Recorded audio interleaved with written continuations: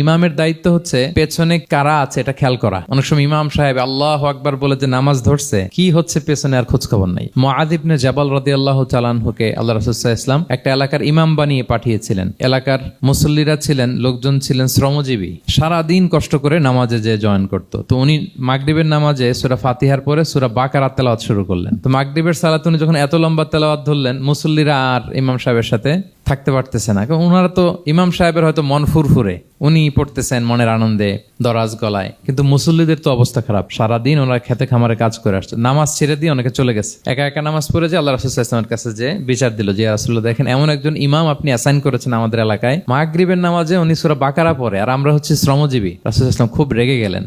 মুআয ইবনে জাবালকে ডেকে বললেন, তুমি কি সমাজে ফিতনা ছড়াচ্ছ? তুমি জানো না এরা কারা? তোমার কি সূরা ওয়াদ-দুহা ওয়াল-লাইলি ইযা সাজা মুখস্থ নাই? তোমার কি ওয়াশ-শামসি ওয়া-দুহাহা এটা মুখস্থ নাই? তোমার কি সাব্বিহিসমা রাব্বিকাল আ'লা এই সূরাগুলো তোমার জানা নাই? উনি বললেন জানা আছে। তো এগুলো রেখে দিয়ে মাগরিবের নামাজে কেন সূরা বাকারা ধরলা? আল্লাহর হাবিব সাল্লাল্লাহু আলাইহি ওয়াসাল্লাম কিন্তু এমন ইমাম ছিলেন না, উনি অত্যন্ত বিবেকবোধ সম্পন্ন একজন ইমাম ছিলেন। একবার পেছনে এক বাচ্চার কান্না শুনে উনি নামাজ ছোট করে দিয়েছেন। সবাই বললেন, ইয়া রাসূলুল্লাহ, এত ছোট নামাজ তো কখনো পড়তে দেখি না। তখন রাসূল সাল্লাল্লাহু আলাইহি ওয়াসাল্লাম বললেন, একটা ছোট বাচ্চার কান্নার আওয়াজ আমার কানে এসেছে, আমার মনে হচ্ছে বাচ্চাটাকে সামলাতে নারীদের কাতারে একটা মায়ের খুব কষ্ট হচ্ছে, এজন্য নামাজটা আমি খাটো করে দিয়েছি। দেখেন কি চিন্তা চেতনা, পিছনে কি হচ্ছে সব রাসূল সাল্লাল্লাহু আলাইহি ওয়াসাল্লাম এটা খেয়াল করতেন।